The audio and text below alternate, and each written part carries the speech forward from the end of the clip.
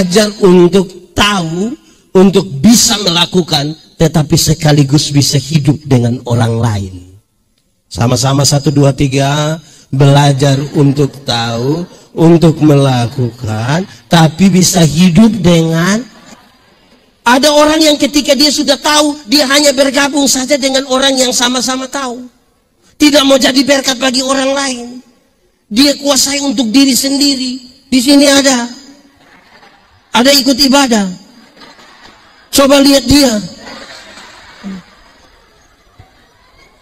Itu kelas 3 itu. Sudah tahu, sudah bisa lakukan, bagi untuk orang lain juga bisa belajar. Amin.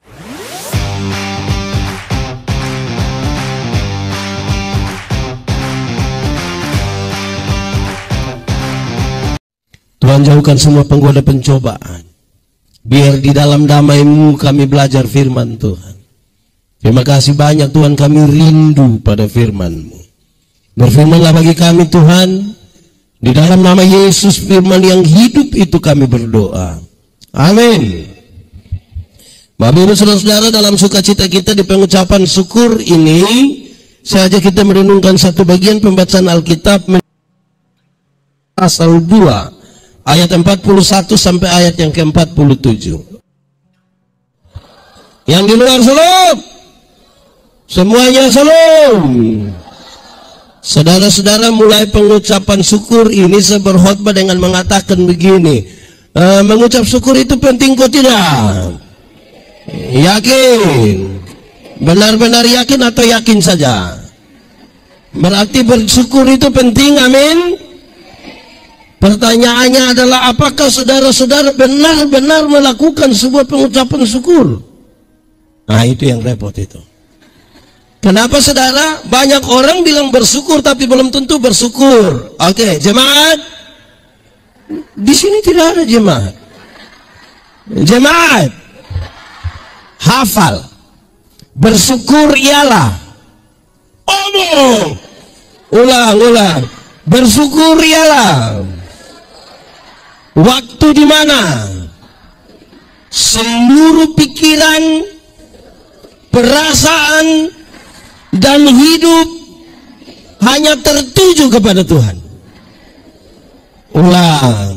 Bersyukur ialah waktu di mana seluruh pikiran, perasaan, dan hidup hanya tertuju kepada Tuhan.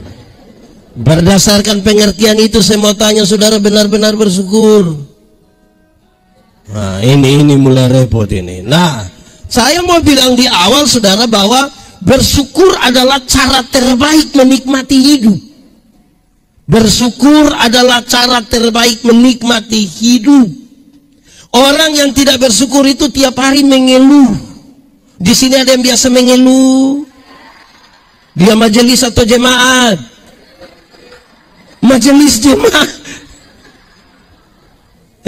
Jemaat. Orang yang mengeluh itu setiap kali ketemu orang hanya patah leher terus bilang, Bapak, hidup ini terlalu susah, kau mati sudah daripada mau susah. Hati manusia lebih luas dari isi dunia.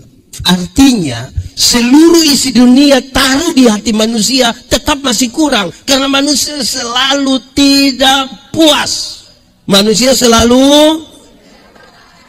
Dulu dia jalan kaki dia berdoa, Tuhan, yo tolong sepeda 1.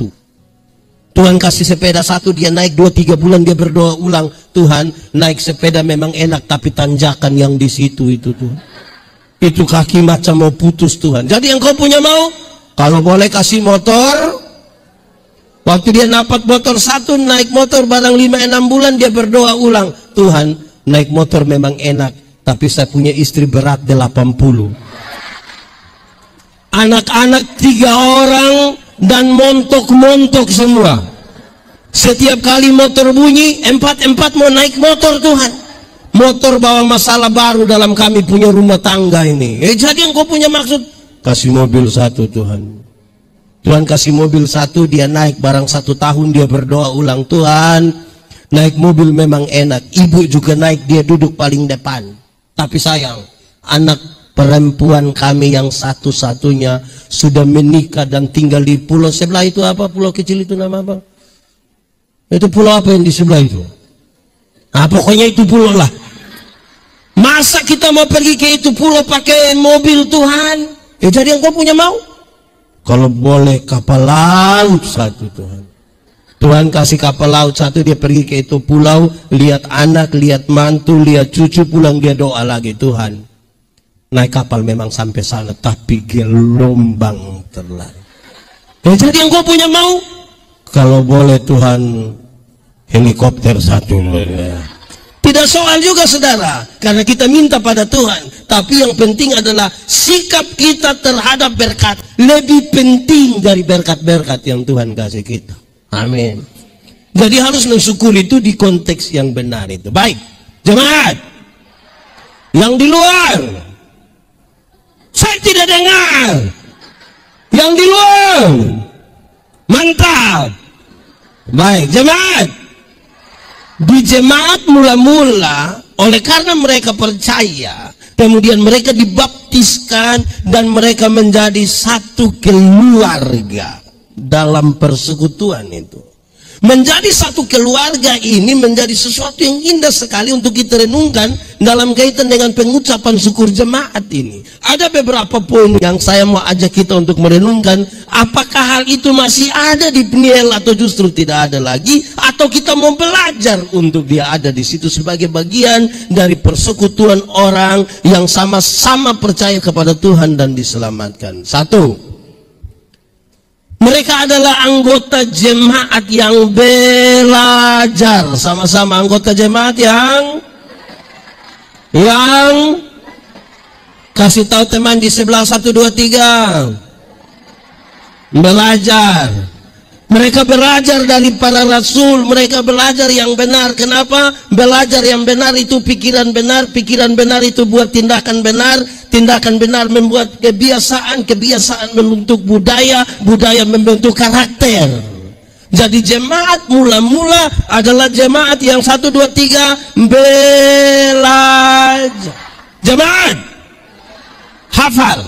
Belajar ialah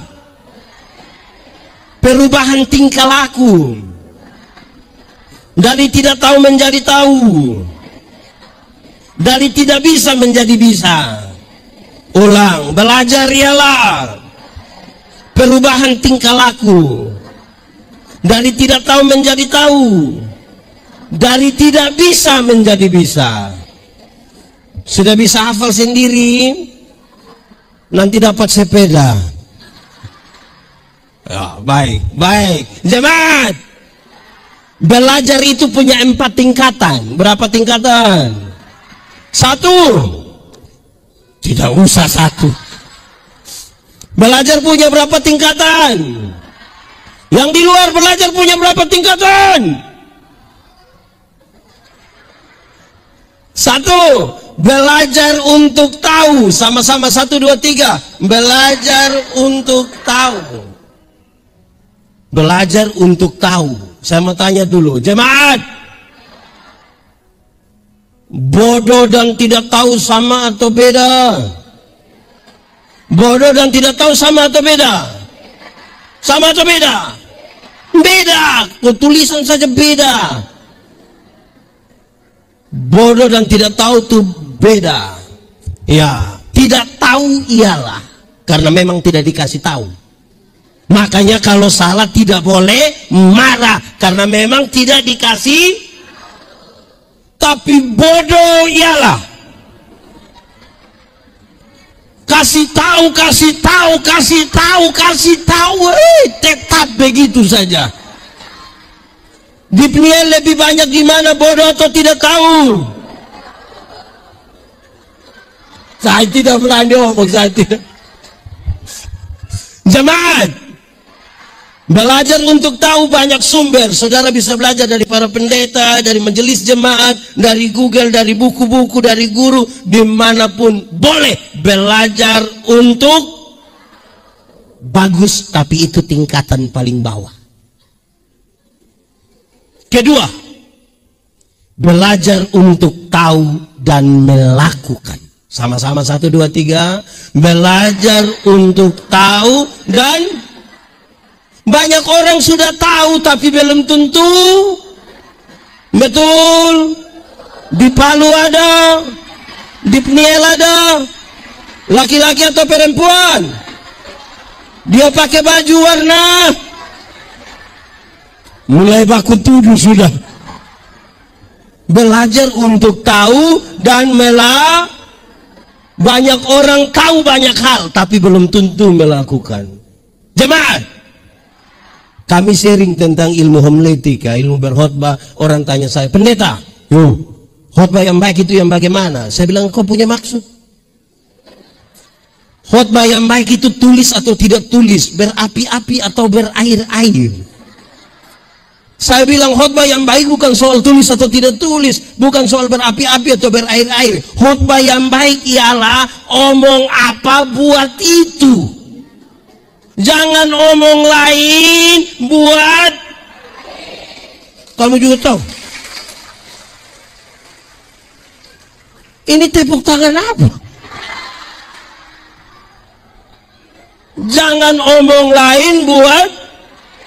Ada orang yang lebih parah, pikir lain, omong lain, buat lain. Hasilnya kelainan. Jadi kalau saudara ketemu orang kelainan karena tidak sinkron semua, yang dipikir lain, yang diucapkan lain, yang dilakukan. Di Palu ada, di Pniel ada, FAM apa? Itu dah masuk itu bahaya, itu bisa bahaya itu.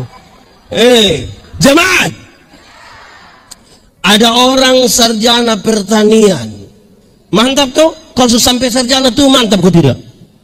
Mantap. Tapi sayang tidak bisa tanam tomat. Tidak bisa. Belajar untuk tahu. Dan ada orang sarjana peternakan, mantap tuh. Sarjana peternakan tapi tidak bisa kasih kawin babi. Bagaimana babi bisa berkembang biak kalau sarjana olahraga tapi kita bilang, oi, coba koprol, coba salto. Kedua, tadi pertama belajar untuk, kedua belajar untuk, ketiga belajar untuk tahu, untuk bisa melakukan, tetapi sekaligus bisa hidup dengan orang lain. Sama-sama 1, 2, 3. Belajar untuk tahu, untuk melakukan, tapi bisa hidup dengan. Ada orang yang ketika dia sudah tahu, dia hanya bergabung saja dengan orang yang sama-sama tahu. Tidak mau jadi berkat bagi orang lain. Dia kuasai untuk diri sendiri. Di sini ada ikut ibadah. Coba lihat dia. Itu kelas 3 itu. Sudah tahu, sudah bisa lakukan, bagi untuk orang lain juga bisa belajar. Amin. Keempat, belajar untuk tahu, untuk bisa melakukan, untuk bisa hidup dengan orang lain, tetapi tetap menjadi diri sendiri. Itu paling tinggi. Sama-sama 1, 2, 3. Belajar untuk tahu, untuk bisa hidup dengan orang lain, tetap.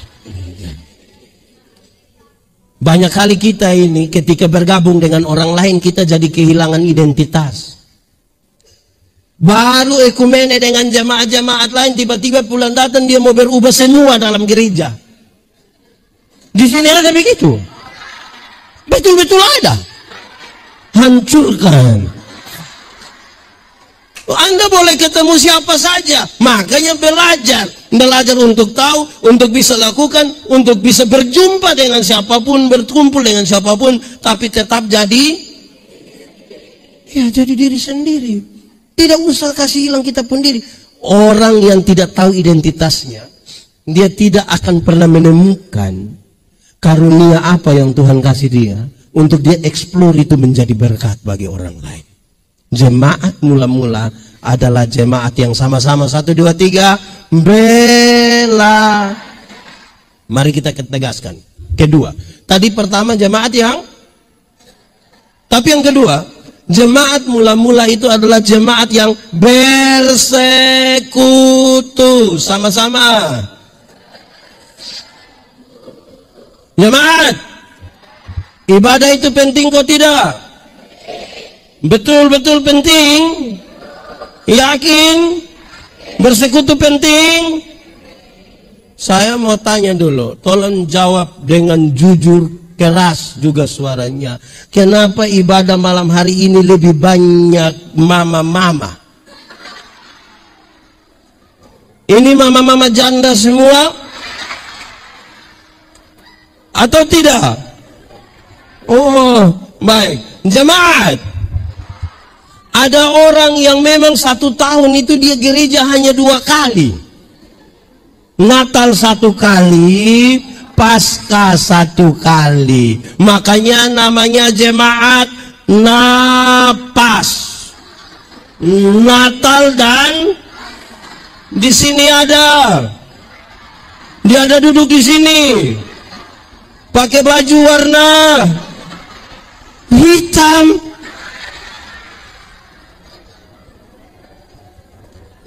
Bayangkan 1 tahun gereja 2 kali, Natal 1 kali, Paskah 1 kali. Karena Natal 1 kali, Paskah 1 kali singkatannya tambah panjang, napas 1-1. Mulai napas 1-1 itu tiba-tiba beribadah tiap hari, betul? Di sini ada, saya mau tanya jemaat. Ibu ini sudah tidur di sana. Jemaat, rajin-rajin semua di sini gereja. Pak Pendeta kasih besar ini gereja dulu ini.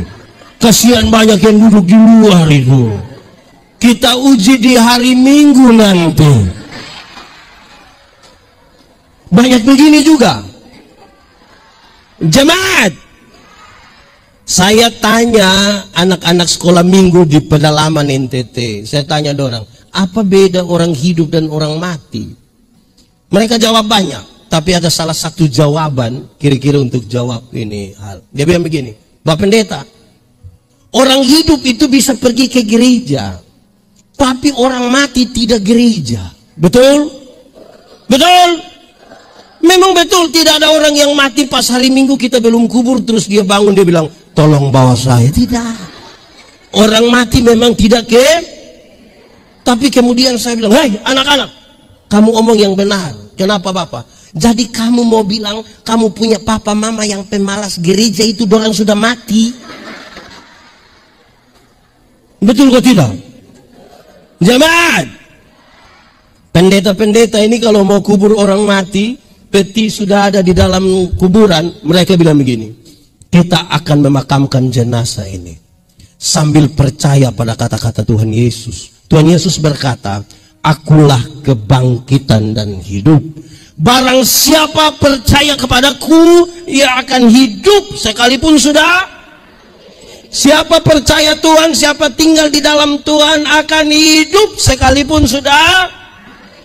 Tetapi siapa yang di luar Tuhan, yang tidak percaya Tuhan, sekalipun ada hidup-hidup, sesungguhnya dia sudah yang di Pniel ini hidup semua, betul-betul hidup. Kita uji di hari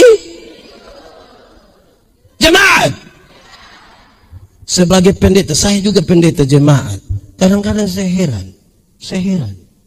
Pas orang undang kita untuk pimpin ibadah syukur, ini menarik. Waktu ibadah orang sedikit. Pas makan,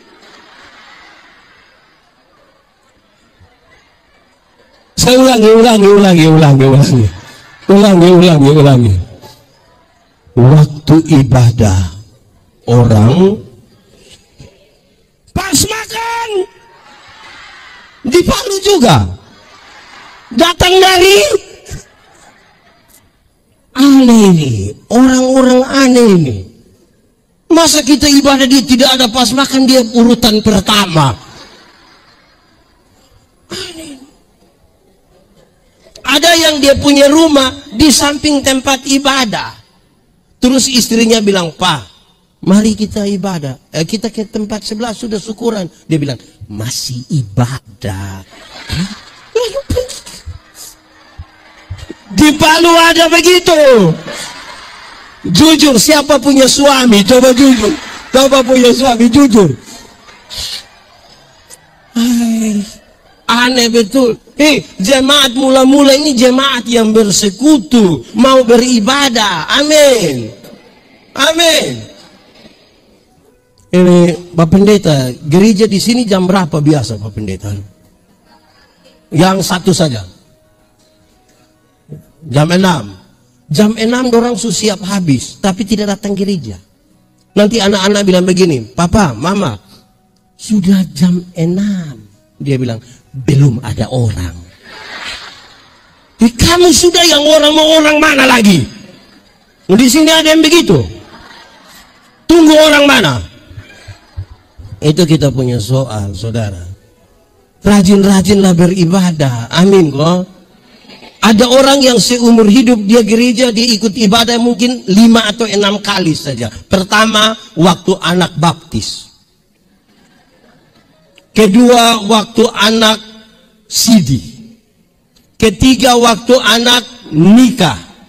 Dan kemungkinan yang keempat itu waktu pemakaman dia. Waktu pemakaman dia itu dia mau kemana lagi, dia ikut sudah di situ. Jemaat, ini rajin gereja semua. Ada satu waktu, ada 2 rumah jauh dari gereja dekat hutan. Yang satu punya anak perempuan, yang satu punya anak laki-laki. Yang punya anak perempuan dia datang bilang ke yang anak laki-laki bilang begini, "Nak, hari-hari Minggu itu engkau tolong jemput engkau pun saudara perempuan dulu, bawa dia ke ini sekolah minggu." Oke, yang laki-laki jemput yang perempuan, antar di sekolah minggu. Sampai sekolah minggu, yang perempuan ikut sekolah minggu, yang laki-laki main kelereng di luar tunggu. Beranjak jadi remaja ikut katekisasi, yang laki-laki jemput yang perempuan, antar ke gereja. Waktu katekisasi, yang perempuan ikut, yang laki-laki tunggu di luar. Rupa-rupanya mereka berdua jodoh. Waktu menikah, setelah menikah, yang ibu terpilih jadi majelis gereja.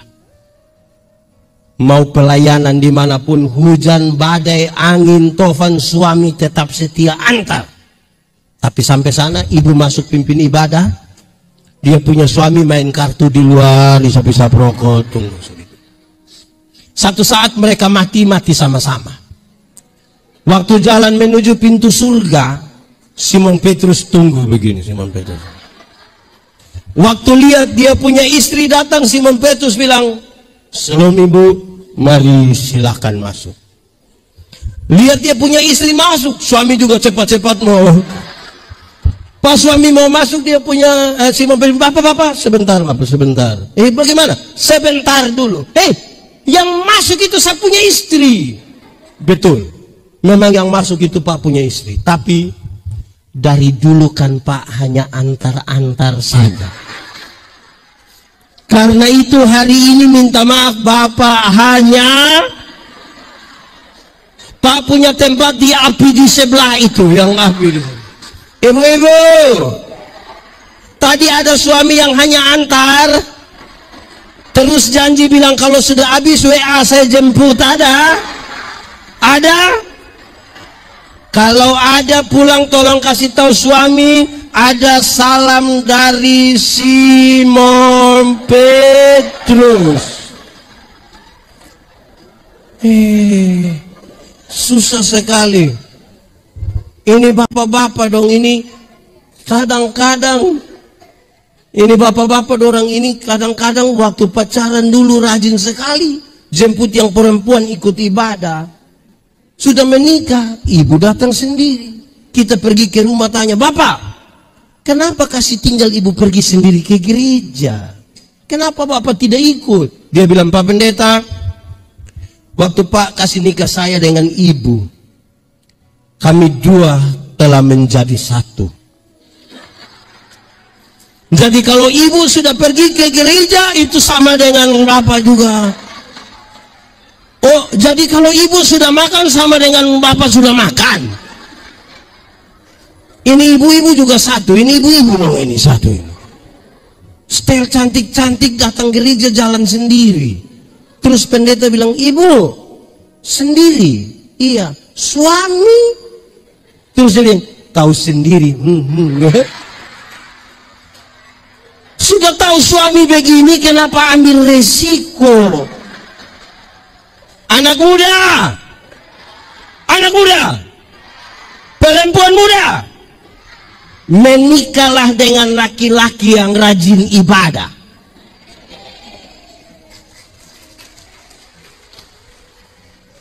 Maka kamu punya pacar itu harus suruh ikut ibadah. Pemuda, ajak dia ibadah.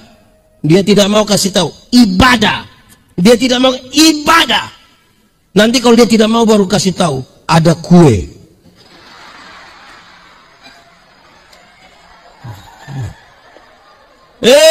Anak muda, kalau dia tidak beribadah, apa yang dia akan jaminkan bagimu?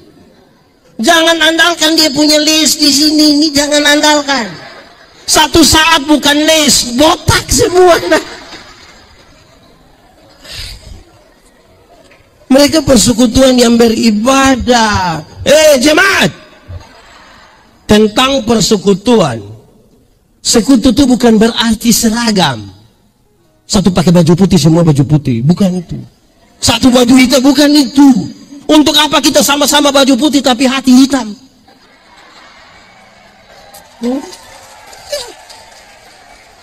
Untuk apa kita sama-sama baju hitam tapi hati putih? Tidak. Yang saya ingin katakan begini, persekutuan itu bukan keseragaman. Bukan keseragaman. Satu bilang do, semua bilang do. Do. Tidak bagus. Harus do, mi, sol. Baru bagus. Itu pramugari orang itu, waktu mereka ucapkan satu kalimat, hanya satu kalimat, cara ucapnya beda-beda. Hanya bilang terima kasih.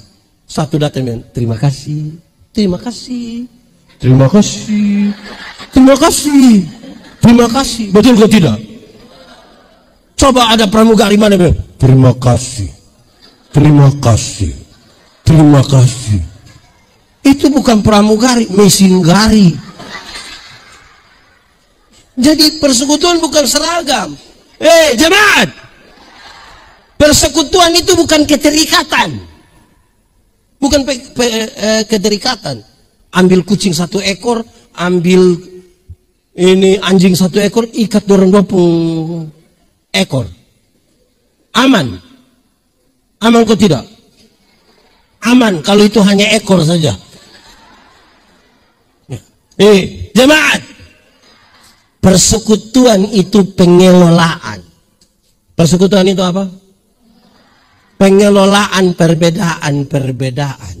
Makanya kita menyanyi, kalau kita menyanyi macam tadi ada paduan suara, kita menyanyikan akordnya mesti dijaga. Kita mau menyanyi, hai dunia, tidak boleh tiba-tiba satu sopran, hai dunia, tidak boleh. Kita sama. Pengelolaan, sama-sama 1, 2, 3. Jemaat, mengelola persekutuan itu harus seperti makan kolak. Tahu kolak? Pernah makan kolak?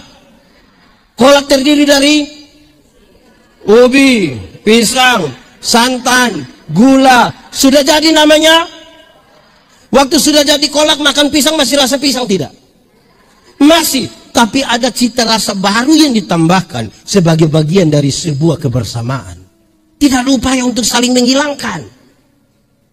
Berkumpul di satu tempat yang namanya panci kah, kuali kah, apa barang begitu toh. Saya tetap timur, ada yang orang Jawa, ada yang Makassar, ada yang Batak, ada yang Toraja, tapi kita bisa berkumpul bersama-sama. Bukan kita mau makan kolak, nah makan ubinya di sana, pindah makan pisang di sana. pindah minum santan lagi di sana. Baru terakhir duduk di atas kompor, kan tidak begitu. Tidak bisa begitu. Pengelola.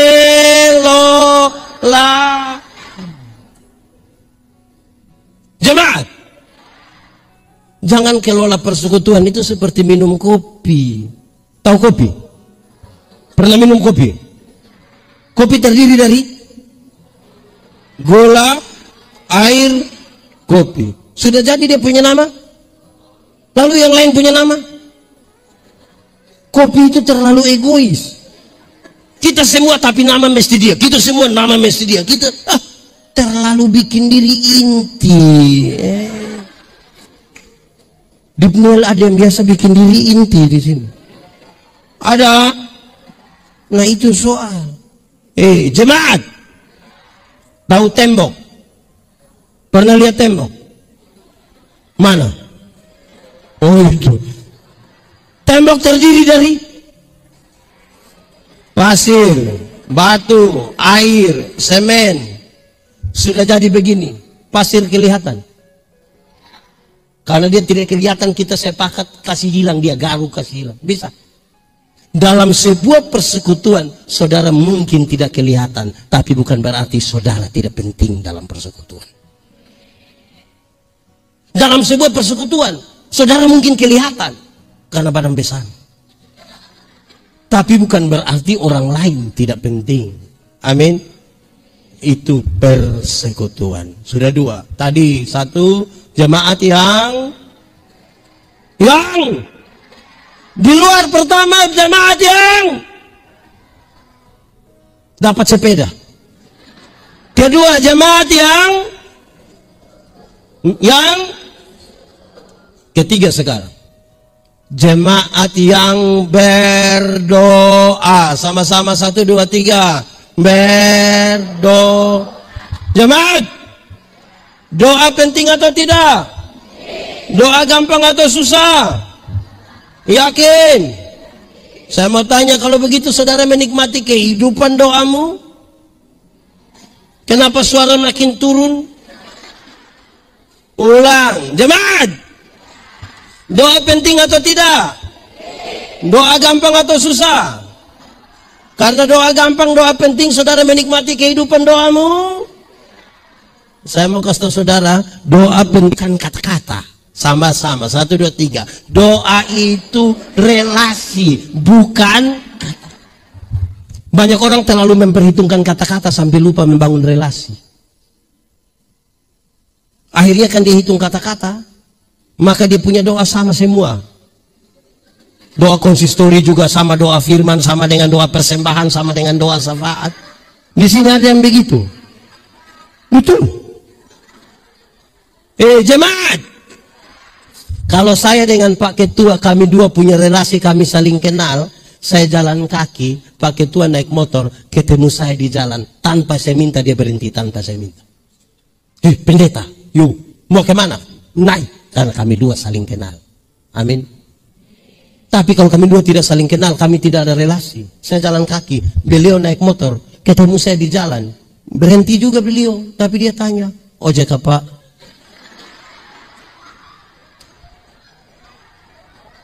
Banyak orang memperhitungkan kata-kata, bukan relasi. Jemaat, saudara bisa berkata-kata dengan orang yang tidak saudara kenal. Contoh, pernah aku tidak satu saat saudara ambil telepon, mau telepon, pas begini masuk ada yang bilang begini, nomor yang Anda tuju tidak dapat dihubungi. Pernah? Suara perempuan atau laki-laki?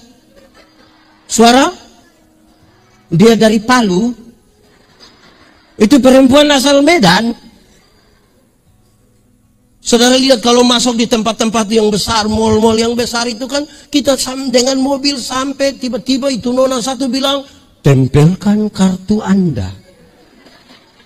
Terus kita tempel begini, uang sudah keluar, dia bilang, terima kasih. Saudara kenal itu nona? Doa itu relasi, bukan kata-kata. Jemaat, menurut saudara saya kenal saya punya istri atau tidak? Kami dua ada relasi atau tidak? Karena kami dua kenal, kami dua punya relasi, saya meminta sesuatu pada istri, cara mintanya ringan saja. Ma, bikin teh sayang, gelas kecil saja, jangan terlalu banyak gula, papa takut sakit gula, sudah tua ini. Kan cara mintanya begitu. Tidak mungkin saya mau minta teh, saya punya istri, saya bilang, Mama, buatlah segelas teh, jangan terlalu banyak gula ya, papa takut sakit gula. Itu pas habis ibu tanya saya, papa sehat?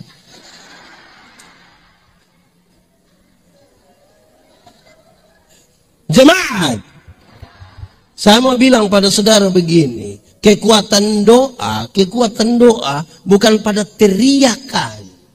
Anda mungkin sungguh-sungguh berteriak, Anda sungguh-sungguh menangis. Kekuatan doa bukan pada itu. Kekuatan doa adalah kesungguhan menyerahkan beban kepada Tuhan. Sungguh-sungguh kita menyerahkan, ini ada beban, kita serahkan kepada Tuhan. Itu kasih kembali. Wah. Kira-kira banyak orang sungguh-sungguh menangis, tapi tidak sungguh-sungguh menyerahkan beban. Saya mau tanya, jemaat, saudara punya masalah? Tidak usah omong. Saya lihat ini muka masalah semua. Masalah ialah kesenjangan antara harapan dan kenyataan. Harapan menikah umur 28, kenyataan 34. Masalah.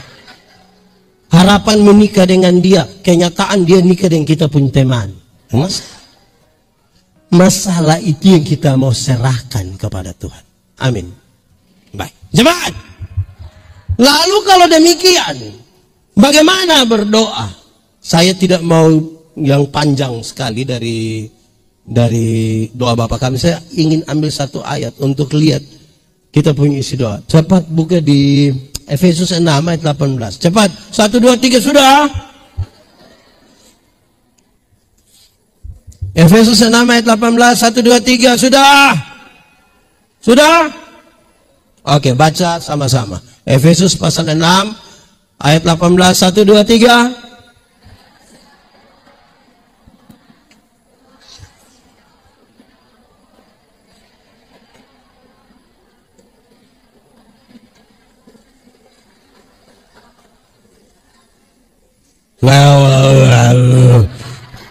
Oke, kira-kira begini. Baik, ada 5 hal. 1, kenapa lihat saya? 1,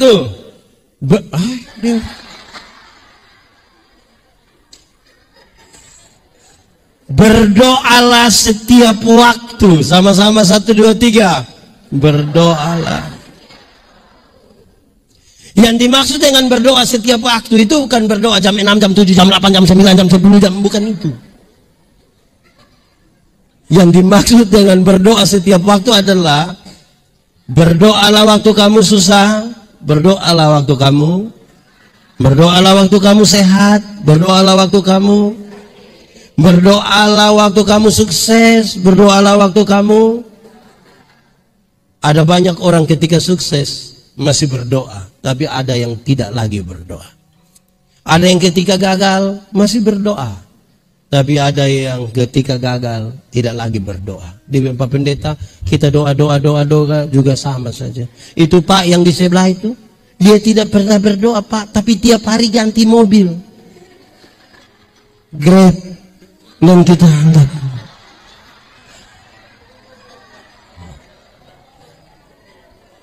oke, jemaat. Manusia sering ditempatkan pada 3 kondisi. Berapa kondisi? 1, ada kondisi di mana kita mau dan Tuhan bilang boleh. Kita mau, Tuhan juga. Pernah alami? Saudara mau sesuatu terus Tuhan setuju dengan kemauan saudara, pernah alami? Senang atau susah? Kepingin bikin status toh? Tuhan baik, Tuhan Yesus baik. Kasih kesaksian pakai menangis-menangis lagi. Waktu kita mau, Tuhan juga. Tapi ada kondisi kedua di mana kita mau, tapi Tuhan tidak mau. Pernah alami? Ulang-ulang? Ya memang. Ulang-ulang yang kita alami, kita mau sesuatu, Tuhan tidak mau. Karena waktu Tuhan mau bukan kemarin dia rencana, dari dulu dia rencana. Terus waktu saudara mau sesuatu, Tuhan tidak mau, apa yang saudara bayangkan, apa yang saudara pikirkan? Marah? Kecewa? Sayang Tuhan tambah? Kenapa tidak jawab semua? Banyak orang kecewa, Pak Pendeta, kita berdoa sampai berhenti toh. Karena kita lagi berdoa untuk mencari apa yang kita mau, bukan apa yang Tuhan mau. Berdoalah begitu rupa sampai menemukan apa yang Tuhan mau, bukan apa yang kita mau. Kenapa lihat saya? Ketiga, ada kondisi di mana Tuhan mau, tapi kita yang tidak mau. Pernah alami? Tuhan mau tapi kita tidak mau, pernah? Banyak.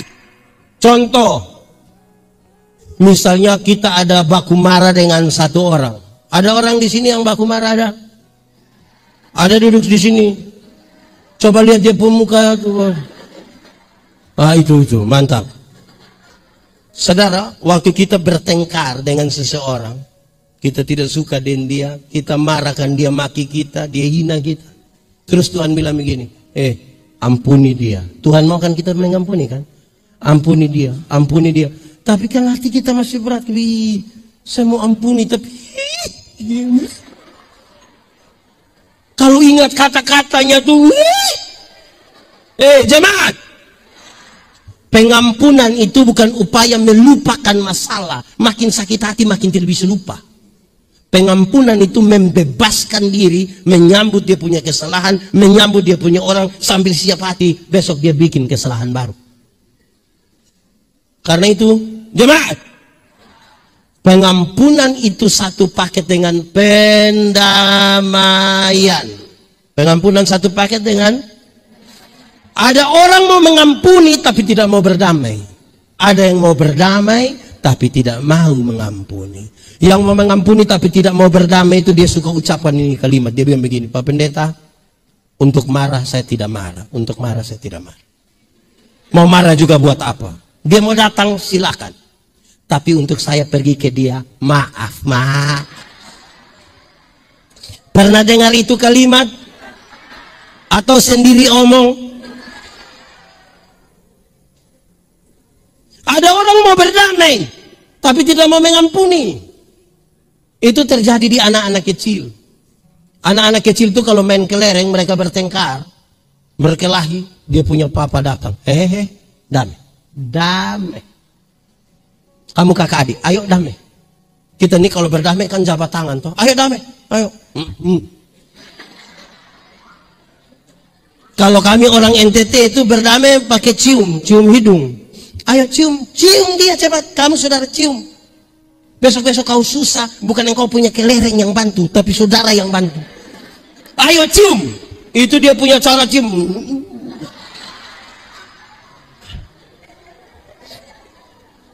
Karena itu Tuhan ajar, berdoalah setiap. Bangun pagi-pagi berdoa bukan foto. Di sini ada yang bangun pagi-pagi foto atau fotokopi. Berdoa sama-sama 1, 2, 3. Kedua, berdoa dalam roh. 1, 2, 3. Yang dimaksud berdoa dalam roh itu bukan berdoa dalam bahasa roh. Apalagi kalau saudara tidak mengerti. Yang dimaksud berdoa dalam roh itu, berdoa dalam bahasa roh itu soal lain. Saya tidak bawa khotbah itu. Saya mau bicara berdoa dalam roh. Yang dimaksud dengan berdoa dalam roh adalah berdoa dalam kesatuan dengan Roh Kudus. Berdoa dengan kesatuan dalam Roh Kudus. Kenapa itu syarat? Tuhan yang kepadanya kita berdoa, dia kudus. Yang kudus tidak dapat bersatu dengan tidak kudus. Yang terang tidak dapat bersatu dengan yang gelap. Tanggalkanlah kasutmu, sebab tempat di mana engkau berdiri itu kudus. Banyak orang pintar berkata-kata doa tapi tidak menjaga kekudusan hidupnya. Padahal syarat bersatu dengan Kristus adalah kudus. Amin. Saya mau tanya kita saudara, kalau kudus itu kita sebut terang, kita di terang bisa lihat orang di gelap? Bisa? Orang di gelap bisa lihat kita di terang? Lalu kenapa kadang-kadang kita di terang kembali ke gelap? Kenapa? Saya tidak tahu bahasa Indonesianya, tapi orang di terang biasa kembali ke gelap itu, kan dia suka melakukan ini, dia suka begini. Namanya apa itu? Namanya apa itu? Apa? Apa? Kalau dia sudah begini, lama-lama dia bilang,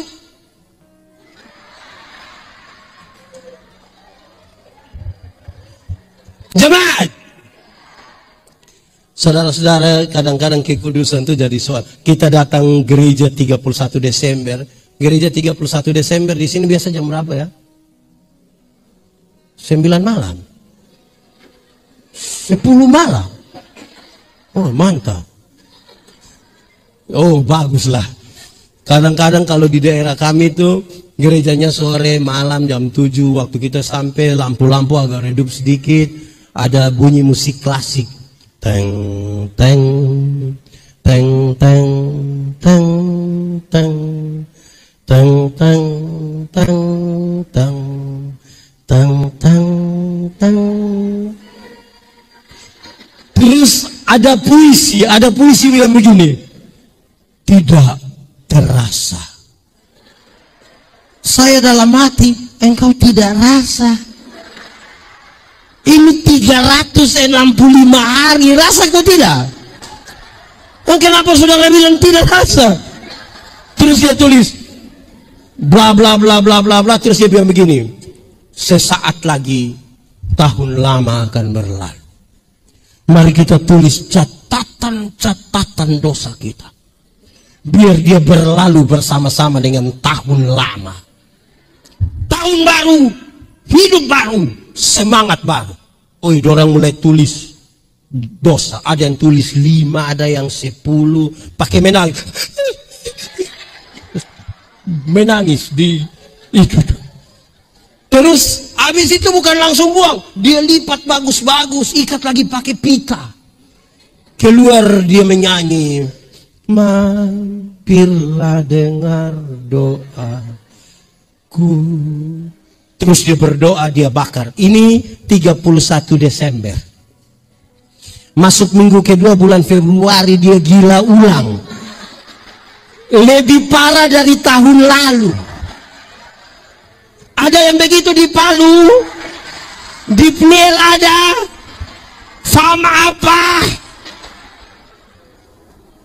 Dia pun soal di mana? Kekudusan.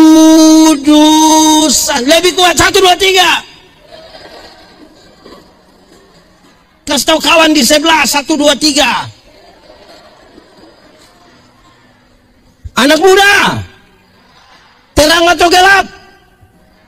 Gelap atau terang? Yakin terang? Amin. Yes. Kalau begitu siapa suruh kamu pacaran di gelap-gelap? Di sini ada anak muda pacaran di gelap-gelap? Ada.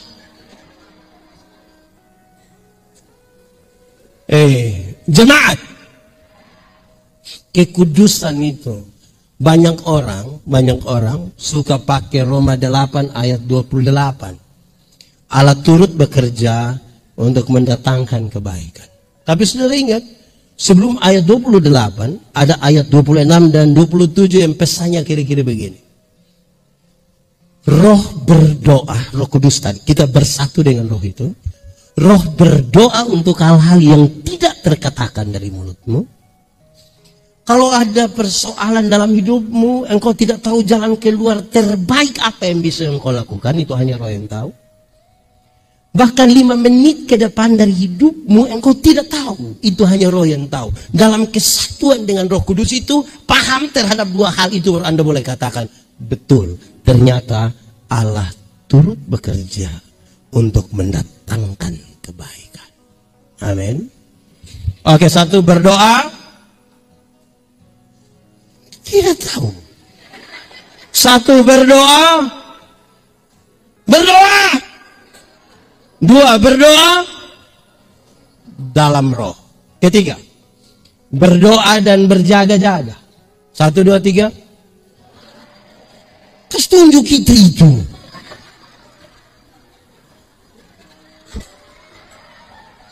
Oke, yang ketiga, berdoa. Jemaat, berjaga-jaga itu bagian kita. Yang Tuhan punya biarkan, itu Tuhan punya. Amin. Yang saya maksudkan begini, saudara. Tidak usah masuk di area Tuhan. Bagian kita maksimalkan, bagian kita laksanakan. Nanti kalau ada mujizat itu bagian Tuhan. Tidak usah masuk di Tuhan punya. Saya kasih contoh. Jemaat, ada yang punya kios, punya toko? Bolehkah setelah dengar khotbah ini saudara pulang, saudara bilang begini, anak-anak, mau pulang, mau tidur silakan saja, tidak usah tutup toko. Terus saudara bilang, hei ibu, kenapa tidak usah tutup toko? Hah, kita sudah berdoa, kau takut? Menurut saudara besok beras masih ada? Menurut saudara besok gula masih ada? Itu gula dan beras mutasi ke? Bagian kita maksimalkan. 1, 2, 3. Bagian kita. Jemaat, mati hidup Tuhan yang atur. Amin. Itu masalah iman. Dari iman dia kasih tahu otak. Otak. Yo, kau tahu kau tidak? Tidak tahu. Terus tahu dulu. Kenapa? Otak. Mati hidup itu Tuhan yang atur. Jadi, otak, kau tolong kasih tahu itu kaki. Supaya kalau ada trek lari kencang ke situ, kaki jangan lompat ke tengah jalan. Bisa tangkap yang saya maksud?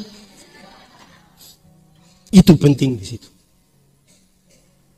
Ada masa depan dalam tangan Tuhan. Amin.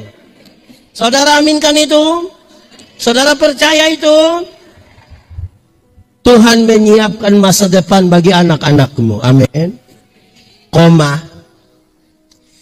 Tapi yang antar itu anak-anak di sekolah bukan Tuhan. Siapa yang antar? Orang? Atau siapa di Palu yang karena dia terlalu sibuk pagi-pagi dia berdoa, Tuhan, saya sibuk jadi Tuhan tolong jemput anak-anak. Kalau Tuhan yang jemput pulang kita menangis. Jadi bagian kita tolong laksanakan saja. Amin kak? Di sini ada yang mau Tuhan jemput anak-anaknya.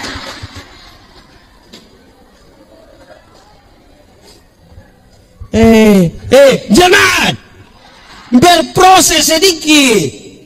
Ada satu waktu iblis yang begini, Yesus, kalau engkau anak Allah, rubah batu ini menjadi roti supaya engkau makan. Tuhan Yesus rubah? Dia bisa rubah atau tidak? Lalu kenapa dia tidak rubah? Pertama, dia tidak mau ikut itu perintah iblis. Tapi yang kedua, dia mau kita berproses sedikit lah.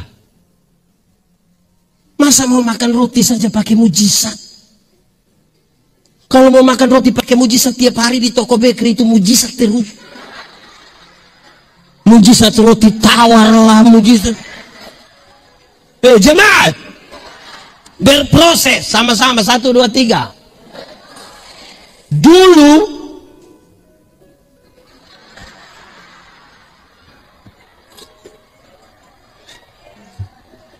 Dulu ada satu binatang namanya ayam. Sekarang juga ayam. Ayam itu dulu hanya dibedakan atas ayam jantan dan ayam. Tapi tiba-tiba muncul ayam potong. Akhirnya itu ayam yang hanya ayam itu berubah menjadi ayam kampung. Karena sudah ada ayam. Itu yang membuat kita bingung, apakah ini ayam kampung yang dipotong atau ayam potong yang di kampung gitu. Kita jemaat, ada yang piara ayam kampung di rumah? Lebih dari 2 ada? 5 ada? Kasih 1 dulu. Maksudnya begini, jemaat, coba saudara lihat ayam kampung itu, pelihara 1 tahun, masih kecil juga. Tapi dia punya daging enak atau tidak? Kalau dia betina bertelur ke tidak? Kalau dia dijual mahal ke tidak? Karena ini ayam mengerti proses. Beda dengan ayam potong kan? Ayam potong kita baru pelihara 1 bulan, dia punya mata sudah besar begini. Itu kalau lihat pakai kaca pembesar. Kalau lihat langsung juga mata begini juga. Tapi ini ayam, ibu-ibu pulang dari pasar ikat salah di motor, dia punya kaki patah. Anak-anak gas-gas motor di samping kandang, besok itu ayam mati. Karena tidak tahu proses itu. Amin. Berdoa dan keempat, berdoa tanpa putus-putus. Berdoa. Yang dimaksud dengan tanpa putus-putus itu begini. Terinstalasi, terkoneksi relasi tadi itu membuat kita kan selalu terkoneksi dengan Tuhan. Berdoalah tanpa putus-putus. Ini di gereja ini kan instalasi listriknya sudah ada toh, butuh kasih hidup lampu kan tinggal tekan, mau cas handphone tinggal colok, mau kasih hidup ini LCD kan tinggal colok, kan begitu saja karena sudah terinstalas. Siapa di antara kita yang di dia punya rumah tidak ada listrik? Setiap kali dia pulang dari kantor baru dia beli tang, obeng, kabel, bola lampu, tangga, pulang dia naik, dia pasang, pagi dia bongkar lagi. Besok dia ada di sini yang begitu. Kalau ada dia termasuk GI. Saya hanya bilang GI, saudara jangan tambah apa-apa. Tanpa putus-putus. Karena terkoneksi, kita bisa melakukan banyak hal. Contoh, jemaat. Saudara punya handphone? Android? Pulsa data ada? Makanya terkoneksi terus. Makanya saudara makan kosong juga, foto kan? Terus upload. Kalau terkoneksi, baru saudara tulis, sudah makan kosong lagi, hanya nasi putih. Tapi tulis, manjakan lidah. Itu bukan manjakan lidah. Biasakan lidah itu. Karena selalu terkoneksi. Amin. Begitu. Tentang hal ini ada 2 kalimat yang diucapkan. Yesus hanya sejauh doa. Salah satu bentuk dari relasi itu adalah kata-kata doa kita. Jemaat di sini memang berdoa terus-terus kok. Berdoa. Ini doa itu penting saudara-saudara. Tapi coba ikut Pak Pendeta khotbah di sini hari Minggu. Hari Minggu yang rencana datang gereja boleh angkat tangan. Ya. Ikut hari Minggu datang gereja di sini, pendeta bilang, baik saudara-saudara, mari kita satu hati dalam doa syafaat. Pas separuh tutup mata, separuh bilang begini. Betul. Di Peniel ada majelis atau jemaat. Dia ada di sini. Tunjuk dia itu. Masa orang berdoa dia keluar? Orang apa itu? Jemaat. Separuh bikin ibadah syukur di rumah. Undang pendeta. Pendeta khotbah. Terus pendeta bilang, saudara-saudara, mari kita nyatakan syukur bersama keluarga. Di dalam doa syukur, di dalam doa syafaat. Pas kita mau berdoa ini yang ibu-ibu semua pergi ke dapur. Baku panggil lagi. Sampai di belakang terus Yang ketua dapur itu bilang, sudah. Siap sudah. Gua tadi sudah kasih pangan. Padahal hanya kacang brandy bonin. Di sini juga begitu. Ibu-ibu di sini yang biasa jadi ketua dapur yang mana? Ibu yang mana? Ibu yang mana biasa ketua dapur ada? Ibu yang mana? Ibu, stop sudah ini, stop sudah.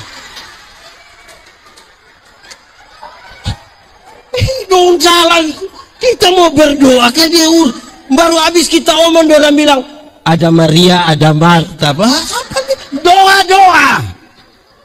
Amin kah? Kita ini yang terlalu main-main gila dan doa kita ini. Tapi mau mengucap syukur apa doa main-main?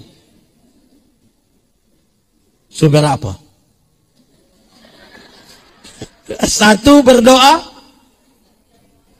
dua berdoa, tiga berdoa, empat berdoa, tambah satu ya, yang berdoa tanpa putus-putus tadi, Yesus hanya sejauh. Yang kedua, doa adalah nafas hidup. Doa adalah, saudara bernapas, bisa tahan napas, 1 detik bisa, 1 menit bisa, 2 minggu bisa. Saudara kalau sampai tahan napas 2 minggu, ada ucapan turut berduka cita.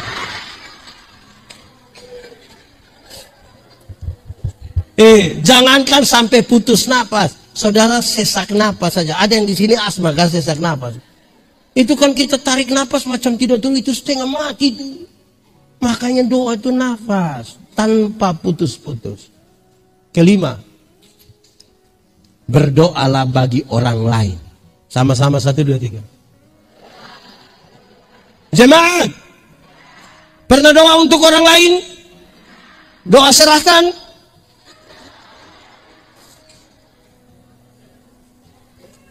Jemaat,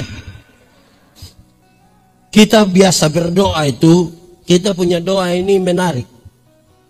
1 menit pertama itu saudara, kita biasa berdoa itu 1 menit pertama itu yang ungkapan syukur. Tuhan terima kasih, Engkau luar biasa, Engkau dahsyat, Engkau maha. Semua yang maha itu kita taruh di 1 menit pertama.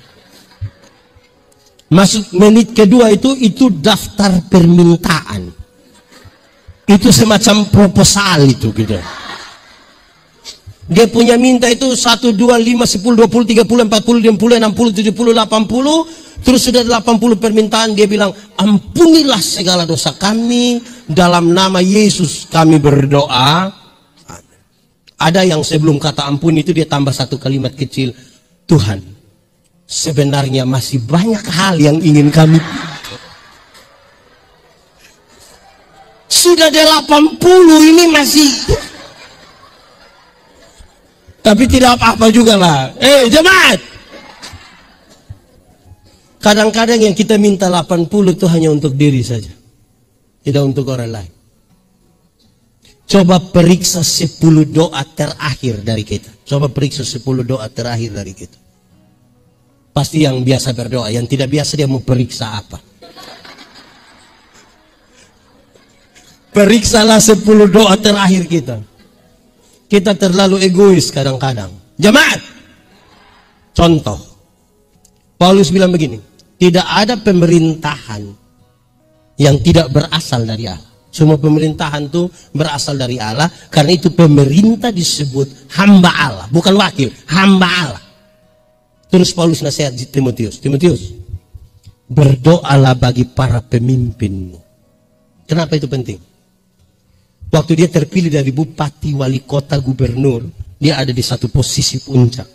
Dikelilingi oleh banyak kepentingan. Istri punya kepentingan, keluarga punya kepentingan, tim sukses, ring 1, ring 2. Kepentingan-kepentingan itu membuat tempat di mana dia duduk itu sangat licin dan bisa membuat dia tergelincir. Padahal dia akan mengambil keputusan bagi banyak orang, termasuk saya dan saudara. Berdoalah supaya dia jangan tergelincir di sini. Itu yang salah satu maksud. Kenapa? Mesti berdoa untuk orang lain. Jangan doa untuk dia dapat celaka. Ada orang yang tidak bisa balas orang, kita tanya, kenapa kau marah? Tidak. Lalu saya serahkan saja di Tuhan. Terus waktu itu orang injak salah tangga, dia jatuh. Itu saya suruh bilang. Kira Tuhan begitu-begitu. Di sini ada yang begitu. Baik, 5 toh? Oke, sudah. Cukup di situ. Pertama tadi, lupa itu doa. Sekarang kita mulai. Mereka jemaat yang 2 jemaat yang 3 jemaat yang masih, ini khotbah baru setengah. Belum habis ini. Saudara bisa duduk lebih lama? 4. Jemaat mula-mula itu adalah jemaat yang berbagi. Sama-sama 1, 2, 3. Jemaat yang mereka bahkan dari hasil mereka, dari yang punya mereka jual, mereka bagi-bagi sesuai dengan kebutuhan jemaat-jemaat. Mantap toh. Beda dengan kita hari ini. Ada jemaat yang dia punya sekikir, tidak ada 2. Di ini ada yang sekikir, ada. Sekikir sekali. Wih, dia ada di sini. Jemaat yang berbagi. Jemaat. Kaya itu apa? Kaya itu ada air, ada gelas, kita tuang begini, terus dia sudah penuh, dia tumpah, dia meluber kemana-mana. Kaya. Berkat-berkat yang Tuhan percayakan kepada kita, kalau bisa memberkati orang lain itu kaya. Tapi kalau kita tuang tidak penuh-penuh, itu miskin. Tahu kumpul uang tapi tidak tahu bahagia. Tahu menjadi kaya tapi tidak tahu menikmati. Kumpul uang banyak-banyak tapi tidak pernah jalan-jalan ke Surabaya. Nanti satu saat di Surabaya baru dia telepon, pendeta, yuk saya di Surabaya. Enaknya kau pesir-pesir. Tidak Bapak. Terus saya di rumah sakit Dr. Sutomo Bapak. Sudah dapat rujukan dulu baru dia. Jemaat. Ada 2 orang berdoa kepada Tuhan minta karunia. Minta. Ternyata di Tuhan tinggal 2 karunia. 1 karunia memberi, 1 karunia menerima. Orang pertama cepat-cepat ambil karunia menerima. Tinggal karunia. Orang kedua garu-garu kepala, dia ambil karunia memberi. Lewat 20 tahun kemudian, mereka ketemu di satu perapatan jalan. Yang punya karunia memberi itu, dia duduk di atas mobil mewah, satu tanda sukses. Saya tidak khotbah tentang teologi sukses, saya bicara dalam porsi lain. Wah, kok dia seperti sukses sekali. Yang punya dapat karunia menerima itu, dia ada duduk minta-minta di pinggir jalan. Waktu mereka 2 baku lihat begini, terus dia bilang, "Hai, perasaan itu hari kan kau dapat karunia memberi. Kenapa kau lebih kaya dari saya?"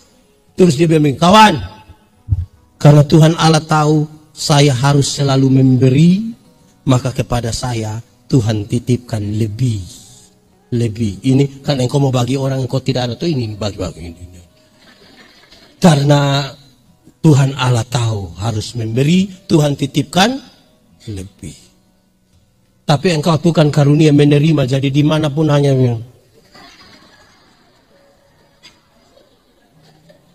di Peniel ini lebih banyak karunia apa sebenarnya? Lebih banyak karunia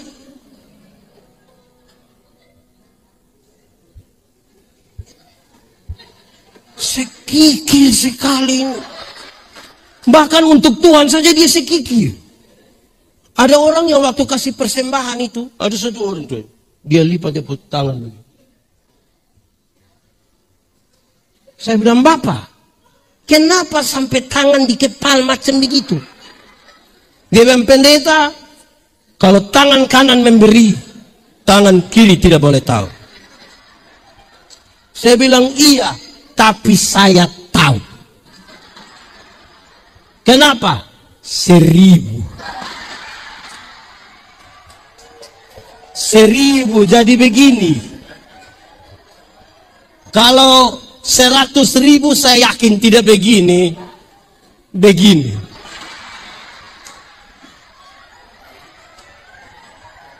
Sudah begini lagi sengaja batuk lagi.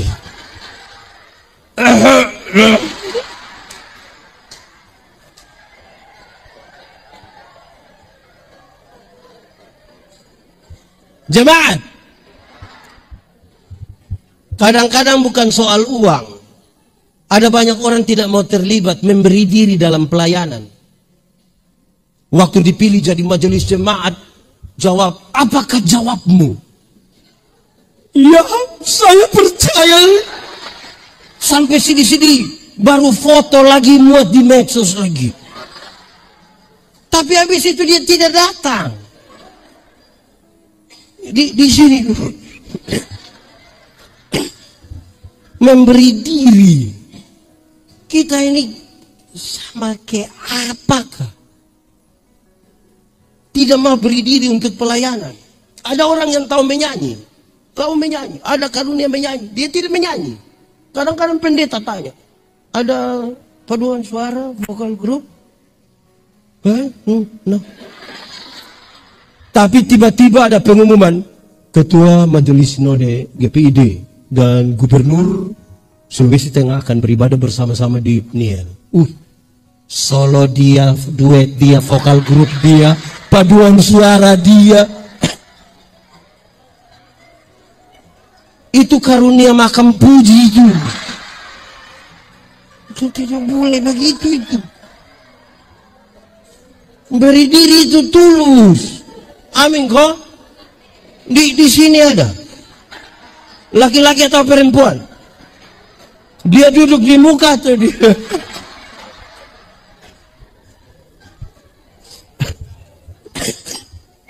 Jemaat, di satu tempat makan ada orang makan. Memang ya, di tempat makan orang makan. Kalau di tempat makan orang tidur itu namanya tempat tidur. Ada pengamen. Pas orang mau makan, pengamen ini datang menyanyi seadanya. Ku ingin saat ini engkau. Sudah, tidak usah, saudara. Terus dia ambil dia punya tempat makan, tempat uang itu dia goyang-goyang, dapat uang. Berapa? 500, 1000, 2000. Kau jalan sudah. Di tempat makan yang lain ada orang makan. Ada pengamen, tapi pengamen yang satu ini dia datang di setiap meja, dia bilang, bolehkah saya menyanyi? Oke. Mau saya nyanyikan lagu apa? Dia kasih tahu lagu, terus dia mulai mainkan gitarnya, dia menyanyi. Habis menyanyi dia tanya, bagaimana, puas, mau tambah atau tidak? Dia kasih keluar di pun tempat uang, dia dapat uang. Berapa?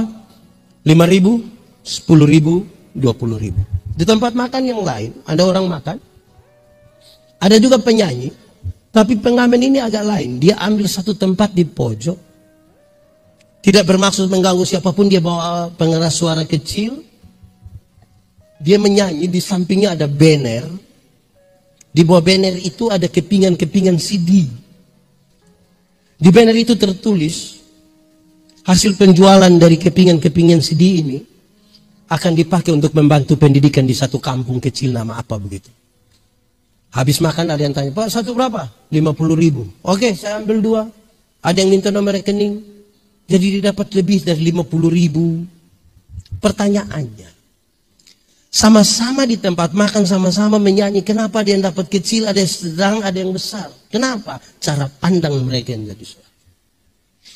Di tempat makan yang pertama, kenapa dia hanya dapat 500, 1000, 2000 paling tinggi?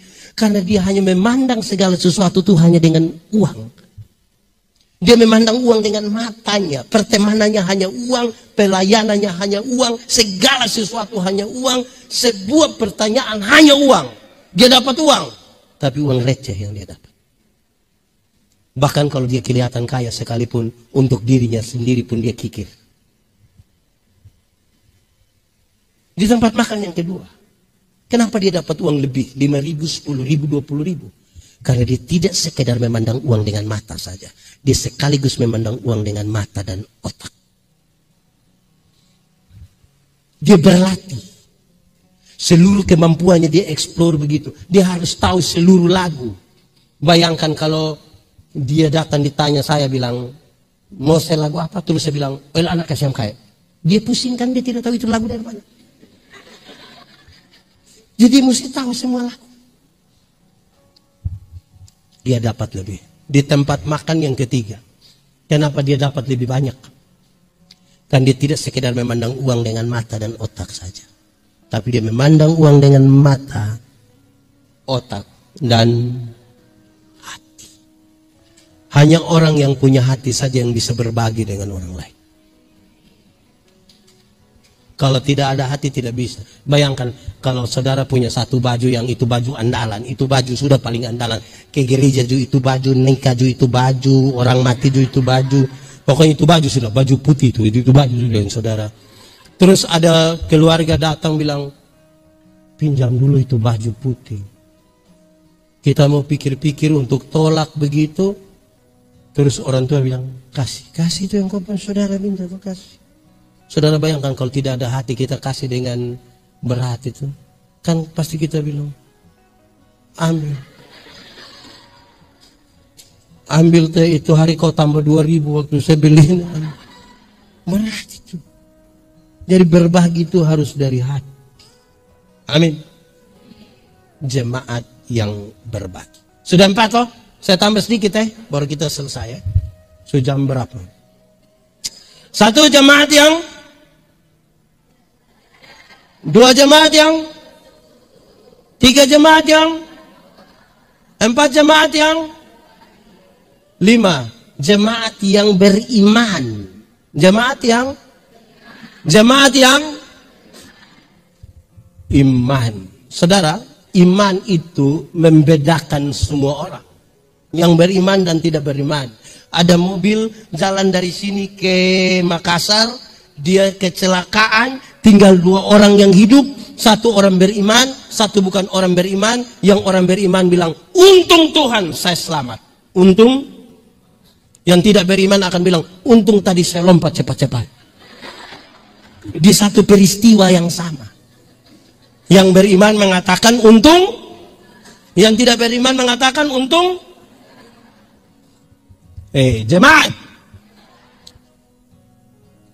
Tuhan Yesus bilang begini, barang siapa mengikut aku, harus menyangkal dirinya, memikul salibnya, dan mengikut aku. Saya tidak mau omong 2, saya omong yang pertama, menyangkal diri. Menyangkal diri itu artinya, bukan saya, tapi Tuhan. Siapa yang bangun itu gedung Peniel itu? Bukan saya, tapi Tuhan. Siapa yang bangun gedung Peniel itu? Bukan saya, coba kau cek saja.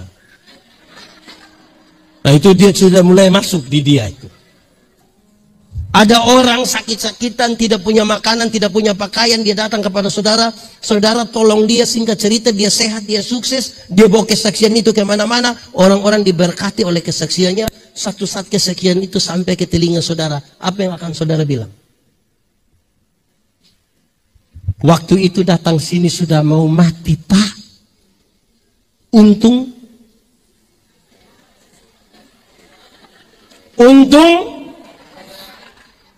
mulai tergoda kan? Baik, hafal. Jemaat, imannya lah omong dasar dari segala sesuatu yang kita harapkan dan bukti dari segala sesuatu yang tidak kita lihat. Ada beberapa kata kunci. 1, dasar. 1 apa? Dasar itu fondasi. Apa? Teori tentang fondasi itu ringan. Fondasi kuat, bangunan kuat. Fondasi miring, bangunan miring. Amin. Landasan dari apa? Dari yang kita harapkan. Harapkan itu apa? Cita-cita, idealisme masa depan. Mau berjalan kemana? Visi. Saudara mau jadi gubernur Sulawesi Tengah, Tidak apa-apa. Saudara mau menjadi manusia terkaya di Indonesia? Tidak apa-apa. Saudara mau jadi wanita tercantik CRT,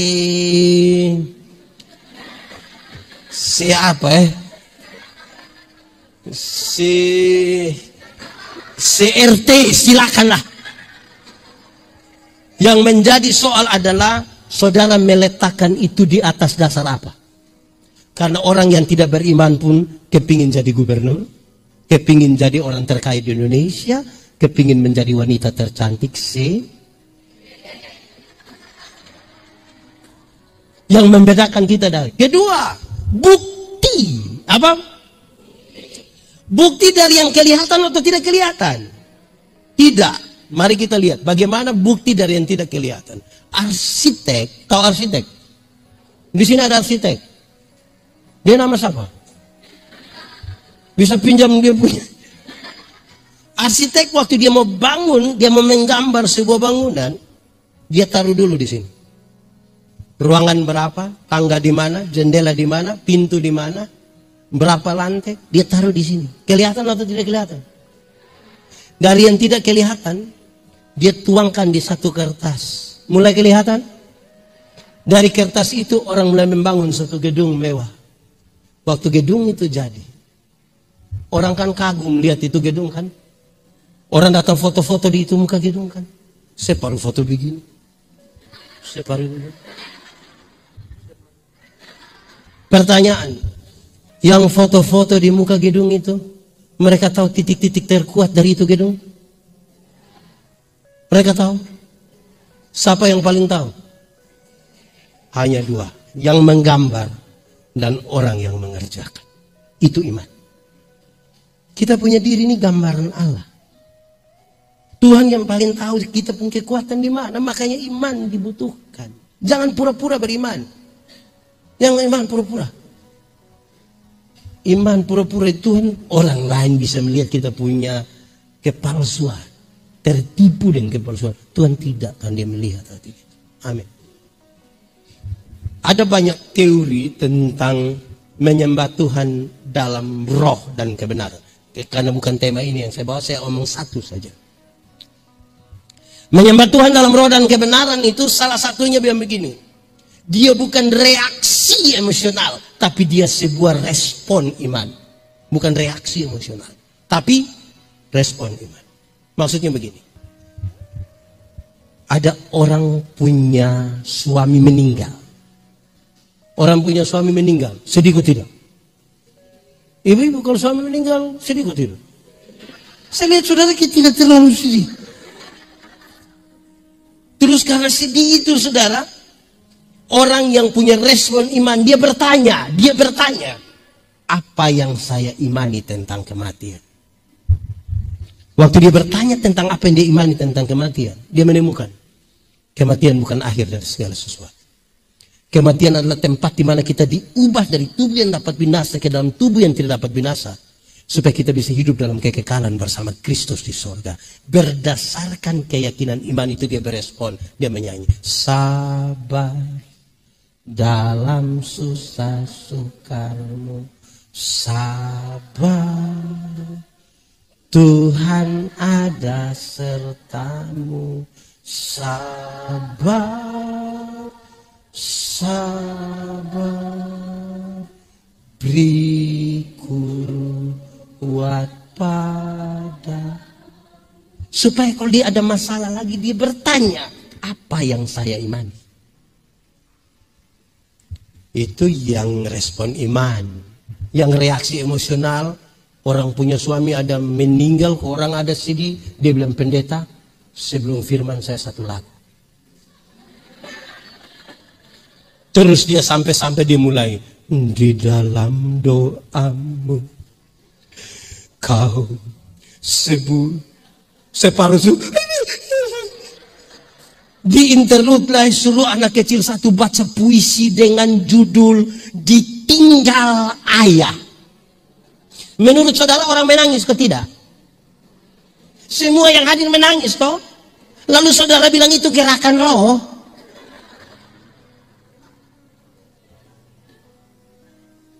Kalau Kalau saudara hanya ingin menangis, cukup nonton film Korea.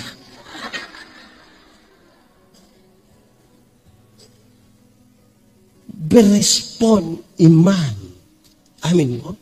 Kita nih kadang-kadang menyanyi ikut selera lidah, bukan ikut respon iman. Ku yakin kau hadir di sini. Pertama dia yakin, dia turun sedikit mulai rasa saja. Lama-lama dia hilang, dia punya. Beriman itu respon betul-betul. Amin kah? Itu jemaat yang beriman.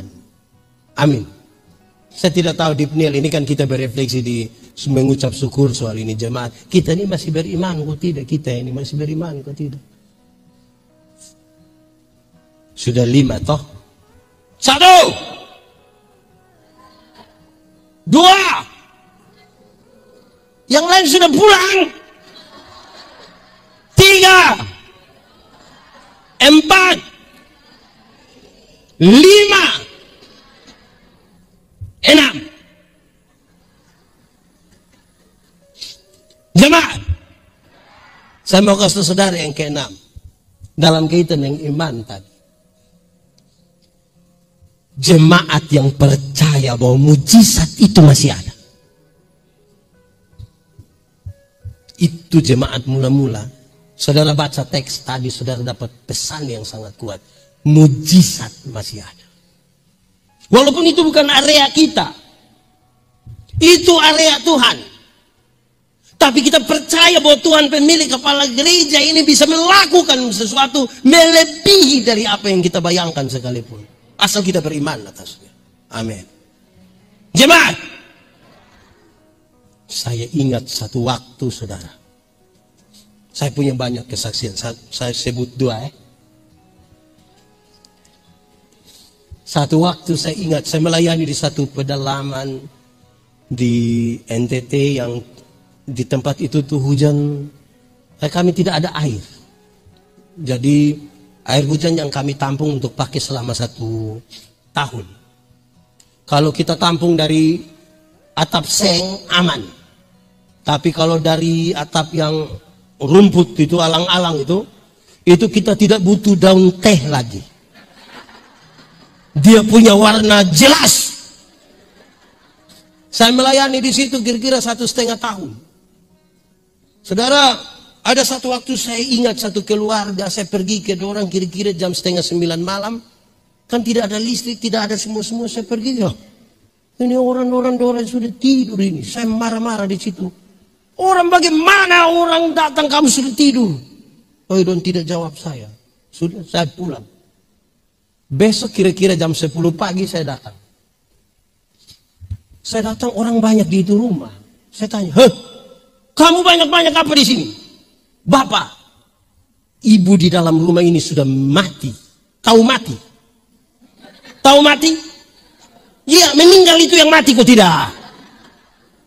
Dorang sudah kasih mandi itu, ibu sudah kasih pakai kebaya putih, pakai sarung, kasih masuk di satu ruangan.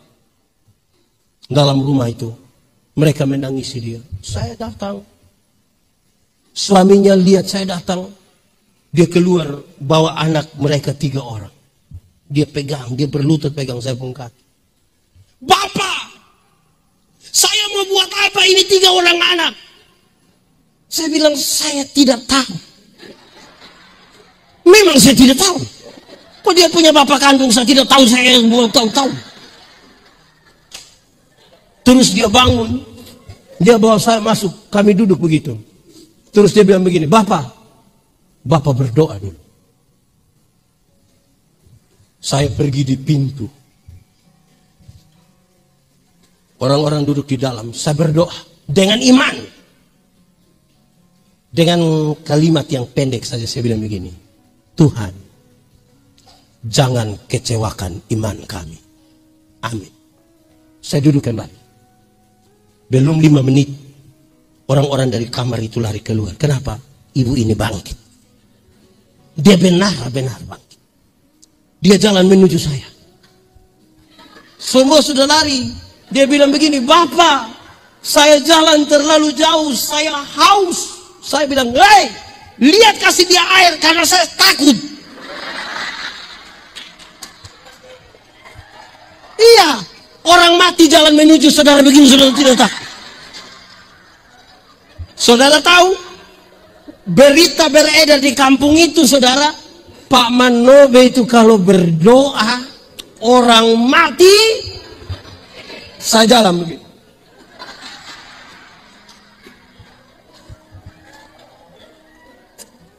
Tiga hari kemudian, datang satu anak muda ke rumah. Dia bilang begini, Bapak, iya, nenek sakit berat. Engkau punya maksud? Bapak doa dulu. Saya bilang, kita berangkat sekarang.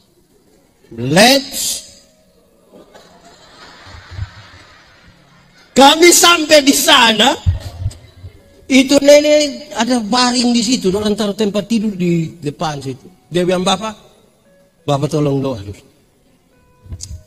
Dengan iman yang sama, kalimat yang sama, saya berdiri. Tuhan, jangan kecewakan iman kami. Amin. Saya duduk kembali. Belum 5 menit, itu nenek mati.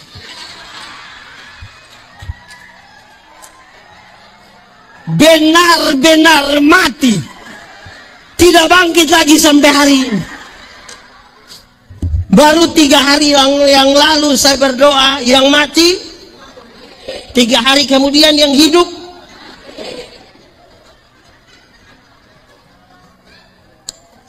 Di situ saya mengerti. Tugas kita hanya berdoa, bukan turut menentukan. Tapi dengan iman Tuhan bisa melakukan apapun yang Tuhan mau. Amin.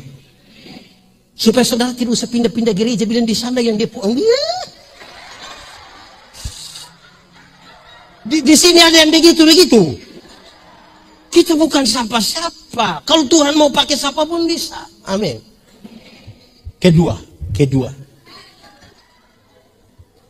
Jemaat. Saya di tempat itu, waktu itu saya sudah pacaran. Saudara kan tidak yakin saya pacaran. Saya sudah pacaran, sekarang dia jadi istri saya. Dia ibu pendeta juga. Kami dua pacaran 10 tahun. Orang tanya saya, pendeta, yuk, kok bisa pacaran 10 tahun? Dia bisa. Kenapa begitu? Iya, karena kalau dia berhenti dengan saya, siapa lanjut dengan saya? Jemaat. Satu waktu saya melayani di tempat itu, di mata jemaat. Di mata jemaat di sini nama apa? Poska atau apa? Bukan. Dia jemaat yang ada beberapa bagian. Agak jauh dari kota. Saya melayani di situ. Saya berdoa. Saya kasih tahu penanggung jawab di situ. Saya mau pulang lihat saya punya pacar dulu. Dia tinggal di Kupang, saya di Alor ini jauh.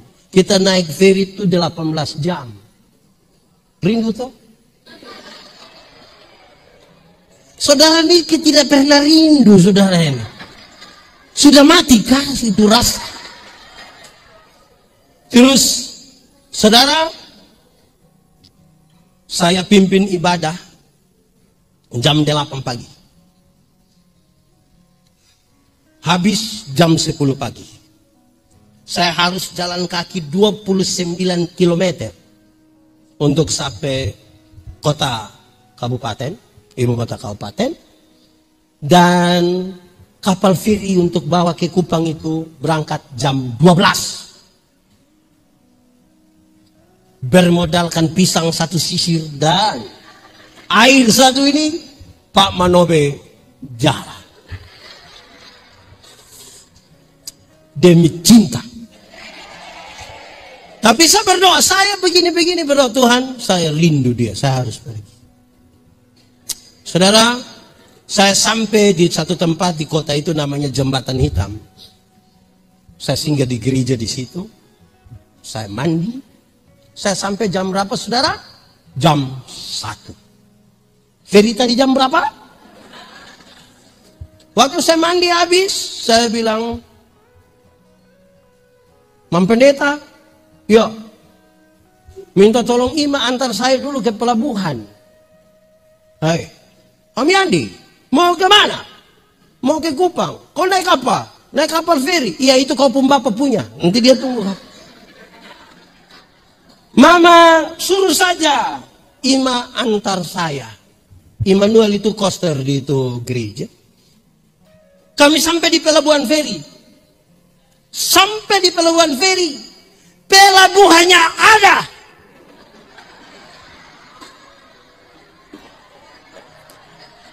Ferinya sudah di Tanjung 9. Berangkat 1 jam yang lalu. Saudara bisa tahu saya pun perasaan. Saya taruh tangan di atas kepala dia di itu Immanuel sudah pulang. Saya taruh tangan di atas kepala, saya bilang begini, Tuhan, kan saya harus kasih tinggal itu pelabuhan sudah kan? Tidak mungkin saya tidur di situ. Saya pulang sampai di pintu masuk pelabuhan, ada polisi di pelabuhan namanya apa dulu? Ah itu. Bukan yang KP3 ke apa itu. Ya. Saya sampai di situ, saya dengar orang ada cara bicara per HP. Dulu belum ada HP. Kenapa tidak teliti? Hah? Woi. Saya dengar. Pak minta maaf Pak. Kenapa? Ini ada alat dari Wetar ini, dari tambang tembaga itu, yang harusnya dibawa ke Kupang, mereka tidak muat.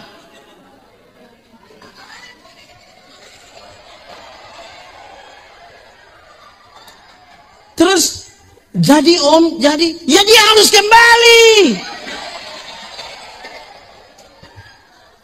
Saudara tahu Ferry itu tahu apa?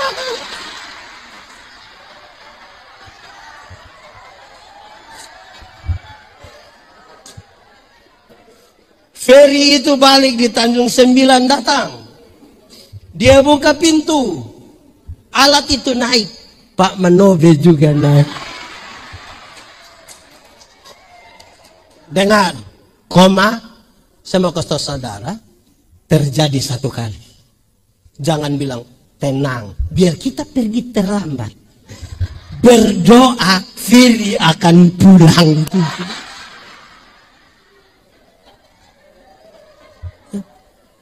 Yang ingin saya bilang di sini, saudara, adalah masihkah percaya saudara bahwa mujizat itu masih ada?